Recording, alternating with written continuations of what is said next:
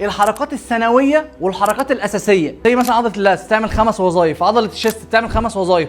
هل هي اساسيه في الخمسه؟ لا، هي في حاجات بتساعد فيها وحاجات اساسيه. تعالى نروح نطبق الكلام ده على عضله الصدر بالظبط. الكتف الامامي والصدر في حركتين برضو مجتمعين فيهم بشكل كبير قوي، حركه شولدر فليكشن وحركه ايه؟ الشولدر هوريزونتال ادكشن. الاثنين مجتمعين في نفس الحركه. انت بتلعب تفتيح او تجميع، الاثنين هيشتغلوا. مين بقى بيقول هو اساسي ومين مساعد تجاه الالياف؟ تيجي مثلا الكتف بقى، الكتف لو انت جيت قلت هنا هو بيساعد، تلاقيه هنا هو اساسي. ليه؟ لان هو سهل قوي كاتجاه اليافه اللي نازله لتحت انه يمسك العظمه يرفعها فوق. الحركه اللي انا عايز اعملها ماشيه مع مين؟ مع الالياف. سهل قوي ان انا اخلي الالياف دي تقوم سحبه لفوق. هتلاقي الصدر على فكره شغال، يعني اي حد وهو بيلعب كده هتلاقي الصدر شغال، ولكن ايه؟ هو مش متماشي قوي مع الالياف. هنا كمثال، انت لما بتعرف العضله اساسيه هنا في الحركه دي وثانويه هنا في الحركه دي، والعضله دي هي اساسيه في الحركه دي وثانويه في العضله دي، هتعرف امتى بتبقى مين مصل او هي عضله اساسيه شغاله، وايه كمان العضلات اللي بتخش ايه تساعد.